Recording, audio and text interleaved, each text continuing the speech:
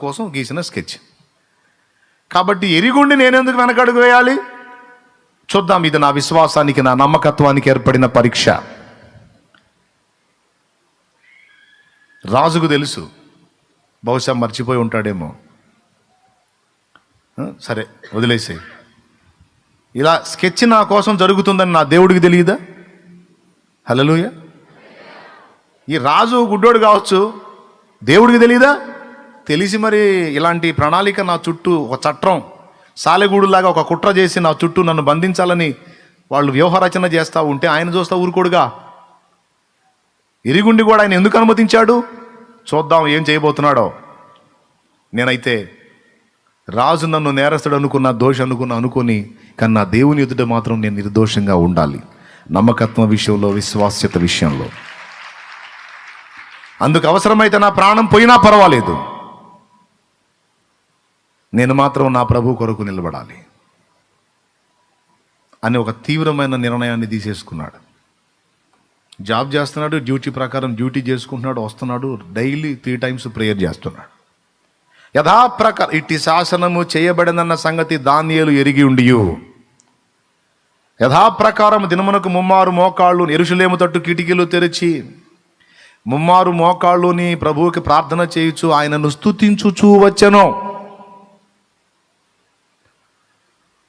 అబ్బా, వలలో పడ్డాడ్రా, మన స్కెచ్ సఫలమైపోయింది అనిగా చూశారు. రాజు దగ్గరికి వెళ్ళారు. రాజు దగ్గరికి వెళ్ళి ఇక కేసు కట్టారు. మహారాజా, మీ అంతటి వారు భూలోకంలో ఇంకెక్కడన్నా ఉన్నారా? నీ విషయంలో మేము ఇంత ఆలోచన చేస్తే మా తోడి సహా అధికారై ఉండి మన అధికారే మీ ఆజ్ఞను ఉల్లంఘిస్తే ఇక ప్రజలు మీకు లోబడతారా? ఎంత ప్రమాదం, ఎంత ప్రమాదం. మాకు మాత్రం మీ మీద గౌరవం ఉంటుందా? ఎవరా పని చేసింది? నా ఆజ్ఞ మీరిన వాడెవరు? ఇంకెవరు? నువ్వు చాలా గౌరవిస్తావుగా, బహునమ్మకస్తుడు అంటావుగా, ఆ దానియేలే. 30 దినములు మీకు తప్ప ఎవ్వరికి విజ్ఞాపన చేయకూడదు, ప్రార్థన చేయకూడదు, స్తుతించకూడదు, విన్నపాలు మనవులు తెలియజేయకూడదని మీరు ఆజ్ఞ ఇచ్చారు కదా, మీకే చేయాలి సమస్తమని. మేము ప్రజలు అందరూ కూడా చేస్తున్నాం కదా. కానీ ఆ దానియేలు మాత్రం ఈ మాట వినలేదు. శాసనం ఆరంభమైన ఆ రోజు నుంచి ఈ రోజు దాకా తన దేవునికి ప్రార్థన చేయుట మానలేదు. నీ దగ్గరకు వచ్చి మనవులు చేయలేదు, మీ దగ్గరకు వచ్చి సాష్టాంగ పడలేదు, సాగిల పడలేదు, విన్నపాలు తెలియజేయలేదు, మిమ్మల్ని మహిమపరచలేదు. తన దేవునికే సాష్టాంగ పడుతున్నాడు, తన దేవునికే మనవులు చెల్లిస్తున్నాడు, తన దేవునే స్తుతిస్తున్నాడు. అంటే వెంటనే రాజు గతుక్కుమన్నాడు. తూచి, నేను ఒప్పుకోను దీనికి అన్నాడు. ఏం తూచి అన్నారు వాళ్ళు. ఈ ఆజ్ఞ ఒక్క దానియేలు విషయంలో వర్తించదు అన్నాడు. ఏంటి? అవును, దానియేలు నాకు ఇష్టమైన వాడు, చాలా మంచి ప్రవర్తన కలిగిన వాడు. కాబట్టి దానియేలు విషయంలో నేను ఈ విషయాన్ని వదిలేస్తున్నాను, పర్వాలేదు వదిలేసేయండి అన్నాడు. ఎట్లా వదులుతాం? అదే మేము మీరితే మమ్మల్ని చంపేస్తావా? రాజ్యంలో ఎవడన్నా మీరితే చంపేస్తావా? నువ్వెట్లా రాజువి? ఇది ఎక్కడి న్యాయం? నువ్వు పక్షపాతివి కాదా? ఇదిగో ఇట్టి మాట నీవు పలికినందున మరి కొంచెం నీ మీద గౌరవం పోయింది మాకు. చాలా బాధగా ఉంది. రాజు అంటే అందరికీ కన్న తండ్రి లాంటి వాడు, నిర్దోషంగా తీర్పునివ్వాలి, నిష్పక్షపాతంగా ఉండాలి. కానీ నీవు పక్షపాత వైఖరి కలిగి ఉన్నావు. నీకు ఇష్టమైన వాళ్ళకి ఒక న్యాయం, నీకు ఇష్టము లేని వాళ్ళకి ఒక న్యాయమా? దీనికి మేము ఒప్పుకోం. పాపం పొద్దున్న నుంచి సాయంత్రం దాకా దానియేలుని తప్పించాలనేమో రాజు, దానియేలుని బుక్ చేయాలనేమో వీళ్ళు. ఉదయం నుంచి సాయంత్రం దాకా ఇదే, అన్ని తీర్పులు పక్కన పెట్టేసుకున్నారు. వాళ్ళకు చూడండి ఎంత శోభ దానియేలు వల్ల. అంత పెద్ద బబులోను మహాసంస్థానానికి రాజు అయి ఉన్న వాడికి ఎన్ని బాధ్యతలు ఉంటాయి. రాష్ట్రానికి ముఖ్యమంత్రి అయిన వాడే మన కోసం 2 నిమిషాలు కేటాయించాలంటే అది చాలా విలువైన సమయం. అవునా? ముఖ్యమంత్రి గారు నీకు కనపడితే కూర్చోబెట్టి పిచ్చపాటి మాట్లాడడానికి అవకాశం ఉందా? 1 నిమిషం టైం ఉందా? అసలు నువ్వు చేరతావా అక్కడికి? సరే దగ్గర కల్లా చేరావనుకో, రండి, ఏంటి నీ సమస్య? అయ్యా ఇదిగో ఈ కాగితాలు పెట్టుకున్నా, ఎంతవరకు నాకు రాలేదు.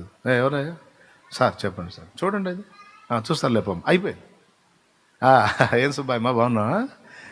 పిల్లలు ఎట్టున్నారు? ఎట్లున్నాడు ఆయన? ఎట్టున్నాడు? తింటున్నావా? బాగా అరుగుతుందా? నిద్ర పడుతుందా? ఎట్లెట్లున్నావు? ఈ సుత్తి మీటింగ్ అంతా పెడతాడా? మాట్లాడే పని లేదు. ప్రాబ్లం ఏంటమ్మా అంటాడు. నా సమస్య ఇదయ్యా. ఎవరా దీనికి సంబంధించిన వాళ్ళు? సార్ చెప్పండి సార్. చూడు అయిపోద్ది బావమ్మా.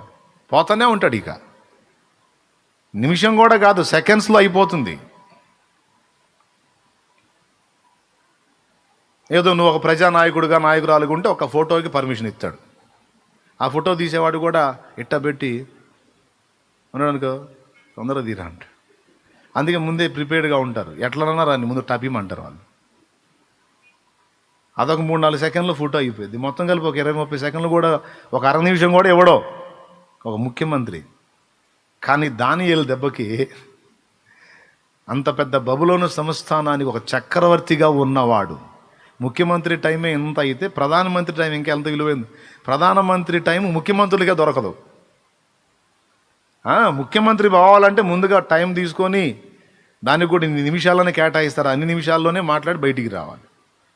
గంటలు సుత్తేయడానికి ఉండదు. ఎందుకంటే అన్ని రాష్ట్రాలకు ముఖ్యమంత్రులు అందరినీ మాట్లాడాలి కదా. ఈ ప్రధానమంత్రి ఇతర ప్రధానమంత్రులతో మళ్ళీ మంతనాలు జరపాలి, ఇతర దేశాలకు చెందిన వాళ్ళతో. బోల్డ్ అంతా ఆయనకి తల జుట్టు అన్ని సమస్యలు. అవునా? అలాంటిది చక్రవర్తి అంటే ఈ రాజ్యాలన్నిటి మీద బబులోను మహాసామ్రాజ్యం దాదాపు 127 సంస్థానాలు, వాటన్నిటి మీద నాయకుడు ఒక చక్రవర్తి స్థాయి వ్యక్తి. అయిపోయాయి. పొద్దున్న నుంచి సాయంత్రం దాకా వాళ్ళు చక్రవర్తి మల్లగుల్లాలు పడుతున్నారంటే ఒక్కసారి ఊహించండి. ఒక భక్తిపరుడు దేవుని పక్షంగా నిలబడితే ఎంతమంది తలక్రిందులు అయిపోయారో చూడండి. సో ఇవన్నీ చదువుకుంటా ఉంటే కొంచెం నవ్వు వస్తూ ఉంటుంది, ముచ్చటేస్తూ ఉంటుంది, దేవునికి కృతజ్ఞతలు చెప్పుకుంటూ ఉంటాం. మొత్తానికి అందరికీ ప్రకంపనలు వచ్చినాయి కదా ప్రభు దానియేలు దెబ్బకి. హల్లెలూయా. చివరికి ఎట్టకేళ్ళకి సూర్యుడు అస్తమించు టైంకి ఫైనల్ చేసేశారు. వాళ్ళే గెలిచారు. దుర్మార్గం ఎప్పుడు మొదట గెలిచినట్టు కనపడిద్ది. మోసం, అన్యాయం, కుట్ర, కక్ష, అసూయ మొదట గెలిచినట్టు కనపడిద్ది. కానీ ఎప్పటికీ అది గెలవదు. అది ఎప్పటికీ ఓడిపోతుంది.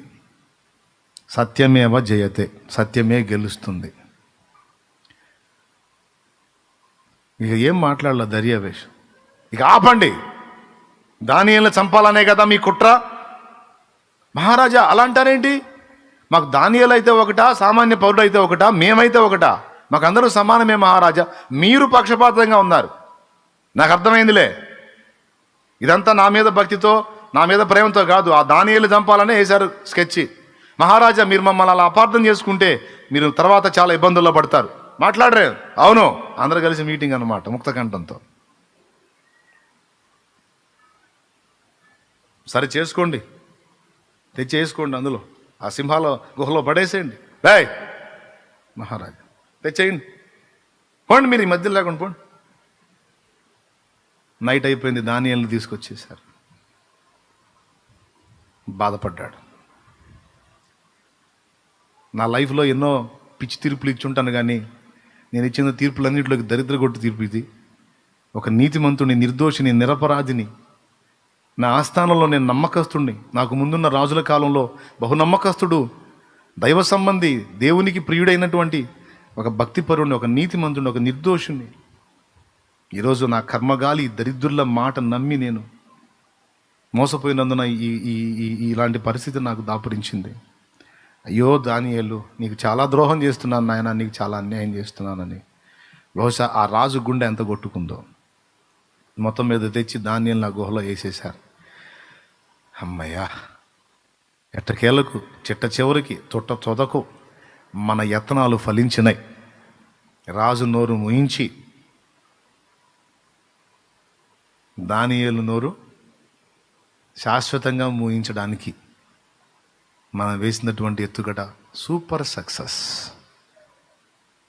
చక్కగా సంతోషించుచు తమ తమ ఇండ్లకు వెళ్ళిపోయారు. నాకు తెలిసి ఆ రోజు ఇంట్లో మంచి ఫంక్షన్ చేసుకుని ఉంటా. దానియేలు ఎఫెక్ట్ అయ్యాడు కదా. ఇక ఊహించుకుంటా ఉన్నారు ఎన్ని ఖండాలు అయిపోయి ఉంటాడో.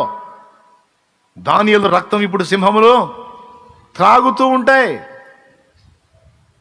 ఎన్ని టైపుల్లో తినేస్తా ఉన్నాయో అని బయట ఊహ ఊహ ఊహ ఊహ. రాజుగారి దగ్గరికి డ్యాన్స్ వాళ్ళు వచ్చారు. మహారాజా, మీకు విశ్రాంతి కొరకు వినోదం కొరకు కొంచెం నాట్యం ఆడమంట. పడే అన్నాడు. అడ్రస్ లేకుండా పోయారు. రాజుగారు ఎందుకో బహుగా కోపంగా ఉన్నాడు. ఎందుకేమిటి, ఆయనకి ఇష్టమైన ధాన్యాలను తీసుకెళ్లి సింహాల భూమిలో వేయించారుగా, అందుకు. తర్వాత ఎవరు వచ్చారు? సింగర్స్ వచ్చారు. మహారాజా, మీకు కొంచెం స్వాంతం లభించింది, సంగీతం పాడామని.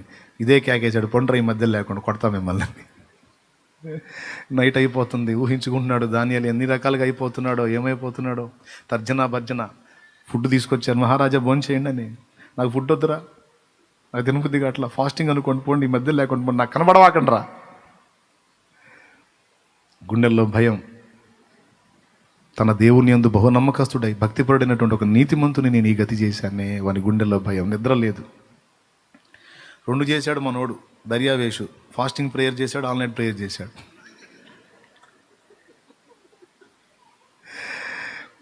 ఏమంటే ఒక చక్రవర్తి యూదా దేశం నుండి తీసుకొచ్చిన ఒక బానిస కోసం ఓ చక్రవర్తి ఆన్లైన్ ప్రేయర్, ఫాస్టింగ్ ప్రేయర్. తిండి లేదు, నిద్ర లేదు, కూర్చున్నాడు. ఊహించుకుంటున్నాడు ఆ సింహాలు క్రూరమైనవి, వాటికి రెగ్యులర్గా ఫుడ్ వేయరండి. ఎందుకంటే నేరస్తులు అందులో వేయగానే ఎగబడి పీక్కు తినాలి కాబట్టి రెగ్యులర్గా ఫుడ్ వేయరు. అందులో ఎవరైనా శిక్ష వేయబడేటువంటి ఖైదీ ఉన్నప్పుడు అతను అందులో వేయాల్సి ఉంటే ముందుగానే వాటికి ఫుడ్ లేకుండా చేస్తారు. ఎందుకంటే ఎక్కువ టైం తీసుకోకుండా అతన్ని చంపేసి తినేసేయాలని. చాలా ఆకలిగా ఉంటాయి, చాలా క్రూరంగా ఉంటాయి. ఊహించుకుంటున్నాడు ఎన్ని ఖండాలు అయిపోయాడో, ఎంత దారుణంగా అయిపోయిందో. అయ్యో, ఒక ఆణిముత్యాన్ని నేను పోగొట్టుకున్నానే, నా రాజ్యం మొత్తంలో బహునమ్మకస్తుడు భక్తిపరుడైన వాడిని పాడు చేశానే, అయ్యో అని కాసేపు వేదన. మళ్ళీ కాసేపు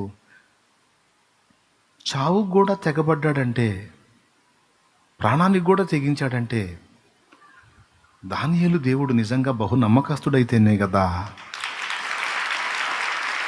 ఆయన ఎంతో శక్తివంతుడైతే, ఆయన ఏందో ఈయనకి ఎంత అర్థమైతేనో అంత సాహసం చేయగలుగుతాడే. పిచ్చోడు ఏం పోయింది, ఒక 30 రోజులు నాకు మొక్కకపోతే మొక్కకపోయాడు, ఒక 30 రోజులు ప్రార్థన మానేస్తే ఏం పోయింది? నిజంగా దేవుడు కాపాడుంటాడంటావా? ఆయన కోసం ప్రాణాలనే పణంగా పెట్టడానికి ఇష్టపడ్డాడే, తన నిండు జీవితాన్ని కోల్పోవడానికే ఇష్టపడ్డాడే. నిజంగా ఆ దానియేలు నమ్మకత్వాన్ని బట్టి నిజంగా దేవుడు కాపాడుంటాడంటావా? ఈ ఆలోచనల్లో చిన్నగా తెల్లవారుజాముకు వచ్చేస్తుంది, 3 అట్లయింది టైము, ఇంకా చాలా రాత్రి ఉంది. ఉండబట్టలేక అసలు తేల్చుకుంటే పోదు అసలు ఏం జరిగిందో. తన దేవుని ఇంత ప్రేమించి ఆయన ఏందో ఇంత భక్తి కనబరిచిన దానియేలుని దేవుడు కాపాడకుండా ఉంటాడంటావా? అంత అపనమ్మకస్తులైన దేవుని కోసం ఇంత నమ్మకంగా ఒక భక్తుడు ఉంటాడా? నో. ఇతడు ఇంత నమ్మకత్వాన్ని ప్రదర్శించాడంటే దానియేలు సేవిస్తున్న దేవుడు ఇంకా ఎంత నమ్మకస్తుడో.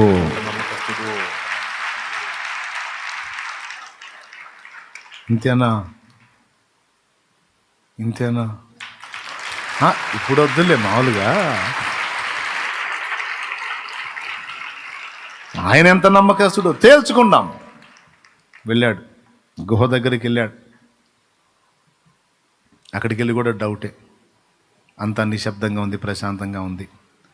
కాసేపు అనుకున్నాడు, ఇంకెక్కడ దానియేలు, సింహాలు తిని కూడా ప్రశాంతంగా పండుకున్నట్టున్నాయి, ఏం సప్పుడు లేదు, అంతా నిశ్శబ్దంగా ఉంది, నిశీది వేళ.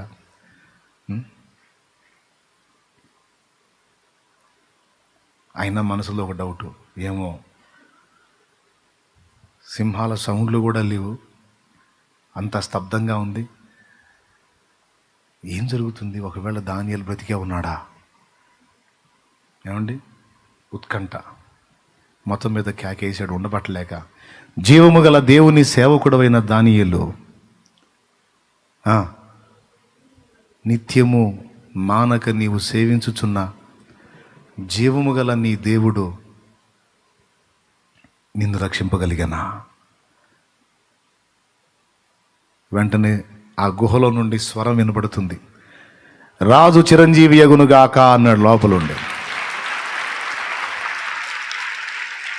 ఎప్పుడైతే సింహాల మధ్యలో నుండి ఆ గుహలో నుండి ఈ స్వరం వినబడిందో గుండె జల్లుమని ఉంటుంది నాకు తెలిసి దర్యావేష్కి. రేపు అక్కడ పోయినాక అడుగుదాం అప్పుడు నీ ఫీలింగ్ ఏందని. మళ్ళీ మనం కలుస్తాం, దర్యావేష్ దొరికే అవకాశం ఉంది మనకి. దొరికినప్పుడు అడుగుదాం, ఏం దర్యావేష్ గారు అప్పుడు నీ ఫీలింగ్ ఏందని అడుగుతా. ఏం ఫీలింగ్ రా బాబు, గుండె జారిపోయినట్టు అయిపోయింది నాకు. అస్సలు ఊహించని విషయం అది, అసలు ఎట్లా సాధ్యం? కానీ లోపల నుంచి స్వరం విన్నప్పుడు నా హృదయం గంతులు వేసింది. ఎంత అంటే నేను చెప్పలేనంత ఆనందం కలిగింది నా. అక్కడ అన్న మాటలు ఈరోజు మన మూలాంశం అండి. దానియేలు అన్న మాట, రాజా చదువు. రాజు చిరకాలము జీవించునుగాక, నేను నా దేవుని దృష్టికి నిర్దోషినిగా కనబడితిని గనుక. నీకు నీ వారికి నేను దోషిని, కానీ నా దేవుని దృష్టికి నేను నిర్దోషిని. నా దేవుని దృష్టికి నేను నిర్దోషినిగా కనబడితిని గనుక ఆయన తన దూత నంపించే సింహములు నాకు ఏ హానియు చేయకుండా వాటి నోళ్లు మూయించెను. రాజా, దూతలు పనివారు నీకేనా? సేవకులు పనివారు నీకేనా? రాజువైన నీకు దూతలు పనివారు ఉంటే రాజాది రాజైన ఒక ఆయన నాకు తెలుసు, ఆయనకి ఇంకా మహాదూతలు కూడా ఉన్నారు. నీ దూతల చేత నన్ను తీసుకొచ్చి సింహాల గుహలో నువ్వు వేయించక ముందే ఆయన తన దూతను పంపి సింహాలు నాకు ఏ హాని చేయకుండా ఆయన నన్ను కాపాడాడు.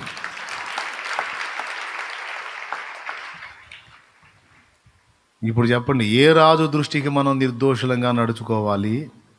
దానియేలు నేర్పుతున్న పాఠం.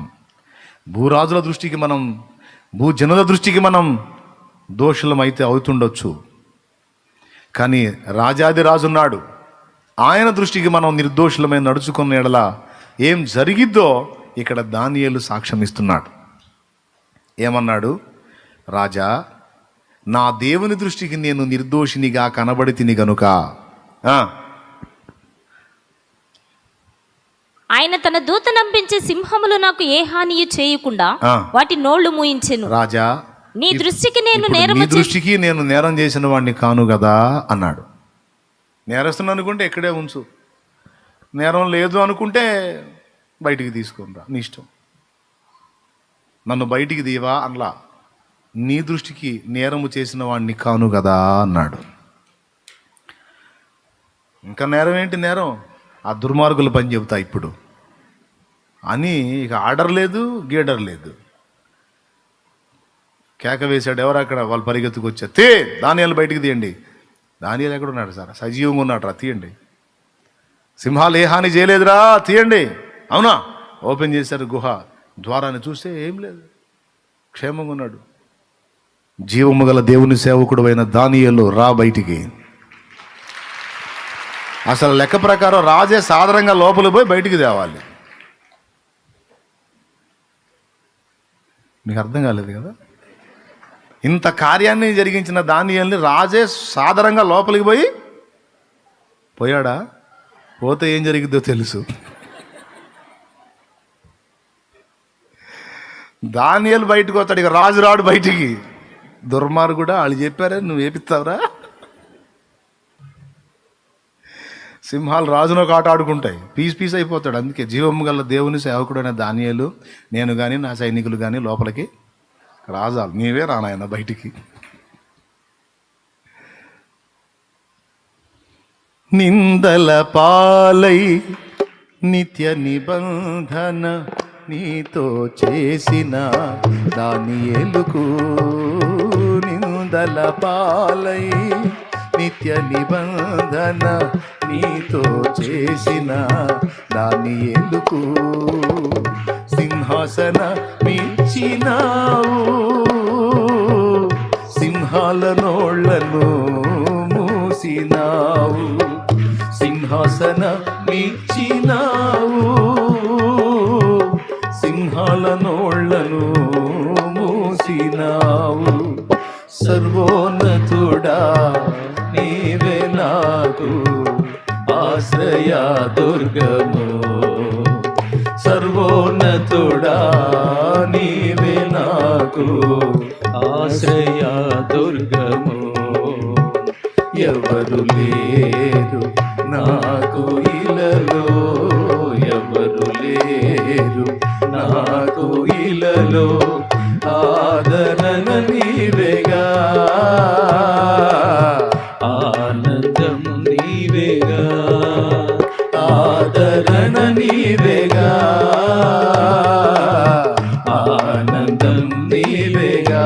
స్తోత్రం. బాగుంది. ఇక మ్యాటర్ అంతా మీకు తెలుసు. దానియేలు బయటకు వచ్చేసాడు. తర్వాత ఏం జరిగింది? ఎవరైతే గుంట తీశారో వాళ్ళకి తెలియదు ముహూర్తం వాళ్ళ సాగుకు పెట్టుకుంటున్నారని. ఆ దరిద్రులు అనుకున్నారు దానియేలు సాగుకు పెట్టామనుకుంటున్నారు.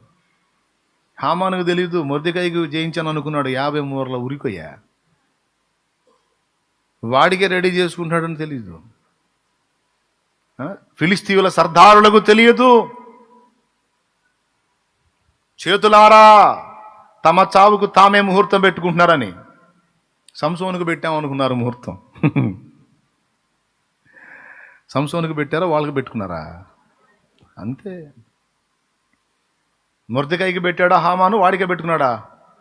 ఏ ఉరికొయ్య మొర్దెకాయి కోసం రెడీ చేశాడో ఆ ఉరికొయ్య మీద హామాను ఉరి తీయబడ్డాడు. దేవుడు సమస్తాన్ని కూర్చొని చూస్తూ ఉన్నాడు అక్కడ. ఆయనకి వేరే పనేం లేదు. ఇంకా వేరే డ్యూటీ, ఆయన కంపెనీ పెట్టుకుని కంపెనీలో వర్క్ చేసుకుంటూ కూర్చోవాలా. ఆయన కంపెనీ ఇదే. దేవునికి స్తోత్రం. మన జీవితాల్లో నిరంతరం గమనించుటయే ఆయన పని. ఇంకా ఆయన ఏదో బిజీ షెడ్యూల్ ఏం లేడు. అంతే చూస్తూ ఉంటాడు. సకల లోకాలను వీక్షించే ఆ సైన్యములకు అధిపతి భూమండలం మీద జరిగే ఈ జగన్నాటకాన్ని మరి నిశ్చయముగా చూస్తూ ఉంటాడు. ఆయనకు అదే డ్యూటీ. ఇట్లా గీశారా స్కెచ్, సరే సరే నేను మీకు చేస్తాగా, కానీ నన్ను నా దాసుడికి నా దాసానికి ఇలా గీశారా, ఓకే గీయండి. మీరు గీసిన ఇదే స్కెచ్ వానికి ప్లస్ అయ్యేటట్టు చేస్తా, ఆ ఉచ్చు మీ మెడకే తగులుకునేటట్టు చేస్తా. ఎవరే నాకు అన్నీ తెలుసురా. అరే నేను సృష్టించిన మట్టి పురుగులకు మీకే ఇన్ని తెలివితేటలు ఉంటే రే రే రే నాకెన్ని ఉండాలిరా. రే నా ముందు కాదురా మీ డ్యాన్సులు. సరే వేయండి, మీ జాయింట్లు నేను తీస్తా వేయండి అని ఎవడికి ఎట్లా ఎదుటోడికి వేసిన కూర్చు వాడి మేడకి ఎట్ట తగిలిచ్చాలో సూపర్గా తెలుసు ఆయనకి.